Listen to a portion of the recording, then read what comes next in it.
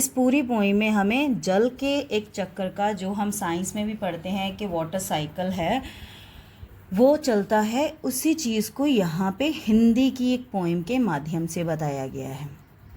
अब आप लोगों ने इस पोइम को पढ़ना है, अपने आप उस पोइम को पढ़ के कोशिश करनी है कि जो ये सोच कर बताइए क्वेश्चन पूछे हैं उनके आंसर्स देखने के क्या बन सकते हैं। जैसे कि यहाँ पे फर्स्ट है, बादल किस रथ की सवारी करते हैं, या फिर दूसरा है, बादलों के आने से कौन कौन गाने गाता है। अब यहाँ पे इस सब का आंसर यहाँ दिया हुआ है इसी पोइम के अंदर। क्या होता यदि बादल ना आते? अब ऐसा भी हो सकता है कि अगर बादल ना होते हमारे ऊपर की छत जो भगवान ने बनाई हुई है तो क्या होता। उसके बाद है ये एक पेज जो आपने करना है अपने आप इस पोइम के माध्यम से, इस कविता के माध्यम से। जैसे कि फर्स्ट नंबर पे है, ठीक और गलत का निशान लगाइए। अब इन सेंटेंसेस को बड़े ध्यान से आप पढ़ेंगे और फिर देखेंगे कि ये सही है या गलत है। जैसे कि फर्स्ट है, सागर के ऊपर गर्म हवाएं बहती हैं। अब ये तो हमें पता ही है कि फर्स्ट पेज पे दिया हुआ है कि सागर के जो पानी है उसके ऊपर गर्म हवाएं हमेशा बहती हैं, तो ये सही है। उसके आगे वाले तीन भी आप खुद करेंगे, देखेंगे पढ़ पढ़ के कि वो सही हैं या गलत। बादलों का सारा जल धरती पी ले जाती है, जल से भाप और भाप से बादल बनते हैं, बादल एक ही आकार के होते हैं।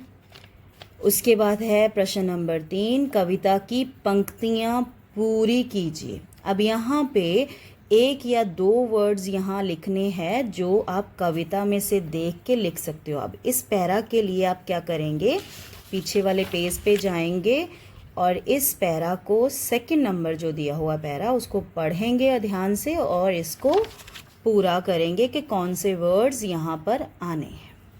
उसके बाद है हमारे क्वेश्चन आंसर्स। बादलों के दल का क्या अर्थ है?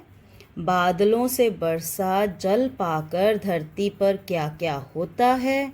और यदि बादल बहुत ज़्यादा बरस जाएं तो क्या होगा? बादलों के दल जब इकट्ठे होकर बादल आते हैं तो उसका क्या मतलब होता है? जब एक साथ बहुत सारे बादल हमारे ऊपर आसमान में आ जाएं तो उसका मीनिंग क्या होता है, ये बताना है यहाँ पे। दैट मीन्स कि बारिश होने वाली है। बादलों से बरसा जल पाकर धरती पर क्या क्या होता है? पेड़ पौधे खुश होते हैं, मानव खुश होता है, पूरी तरफ हरियाली फैल जाती है। उसके बाद है, यदि बादल बहुत ज़्यादा बरस जाएं, यानी बहुत ज़्यादा बारिश हो जाए तो क्या होगा? अब हमें पता है कि अगर बहुत ज़्यादा बारिश हो जाए तो उसके नुकसान क्या क्या हो सकते हैं। और लास्ट में है क्वेश्चन नंबर 5 हमारा, बरसात के आने पर बाहर का नज़ारा कैसा होता है? 3 से 5 वाक्यों में लिखिए। अब जब भी पहली बारिश आती है या पहला जो बरसात होती है, हमेशा हमें एक अलग सी फीलिंग दिलाकर जाती है और वही फीलिंग हमने यहाँ पर लिखनी है। जैसे कि अगर मुझे स्टार्टिंग करनी हो तो मैं स्टार्टिंग करूँगी कि जब पहली बारिश होती है तो मिट्टी से एक अच्छी सी सुगंध आती है। उसके अलावा और क्या क्या होता है आपने यहाँ पर वो मेंशन करना है। मुझे उम्मीद है कि आपको ये काम जो मैंने दिया है वो समझ आ गया होगा और आप इसको पूरा करने की कोशिश करेंगे। Thank you.